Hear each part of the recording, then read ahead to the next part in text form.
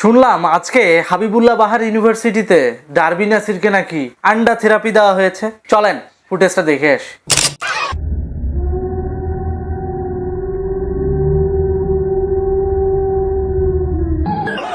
দেখলেন তো পাবলিক কি খেপাটানা খেপছে ওদের উপর।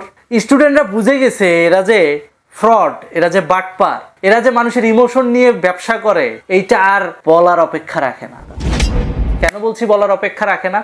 কারণ সাধারণ মানুষ বুঝে গেছে 1.5 বছরে এদের সম্পদ কিভাবে ফুলে ফেপে বেড়ে উঠেছে এবং সেই সম্পদ দিয়ে এরা এখন সংসদ সদস্য নির্বাচনের মতো ব্যয়বহুল নির্বাচন সম্পন্ন করার চেষ্টা করছে। ঠিক এদেরকে যারা সহযোগিতা করছে, এদেরকে যারা প্রমোট করছে সামাজিকভাবে, বা এদের দোসর, এদেরকেও এভাবে শুধু ডিম না, প্রয়োজন হলে গণধোলাই দেওয়া উচিত। এই কথাগুলো বলার পেছনে উদ্দেশ্য একটাই, সেটা হচ্ছে আজকে ডারবি নাসির যেরকম ডিম খাওয়ার যোগ্য হয়ে গেছে, কারণ তার অপকর্ম, তাদের এই যে বিলাসিতা, তাদের জনগণের সাথে প্রতারণার বিষয়টা যেমন সামনে আসছে, ঠিক তেমনি কিছু ধর্ম ব্যবসায়ী আছে, তাদেরও প্রতারণা দুটোই পাবলিকের একটু বোঝা উচিত। তারা কিন্তু এদেরই দোসর। চলেন আফসারি হুজুরের একটা ভিডিও দেখে আসি।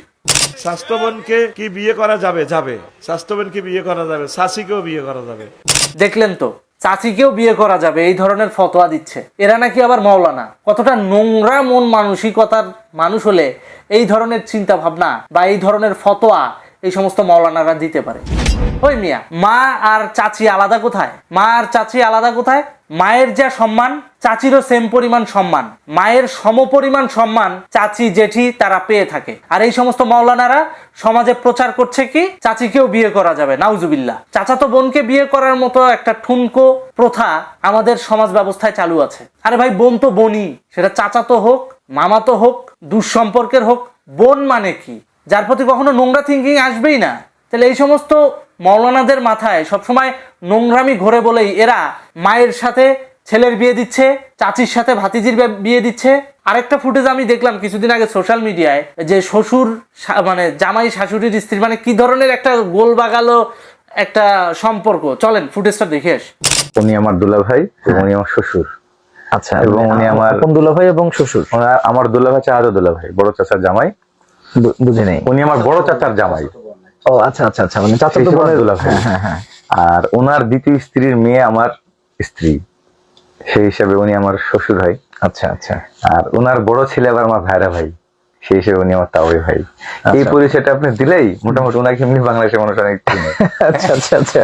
আর দেখলেন তো, এই হচ্ছে ইসলামী শাসন ব্যবস্থার নমুনা। প্রকৃতপক্ষে এটা ইসলামী শাসন ব্যবস্থা না, এরা মূলত ইসলামের লেবাস ধরে পশ্চিমা এজেন্ডা বাস্তবায়ন করছে।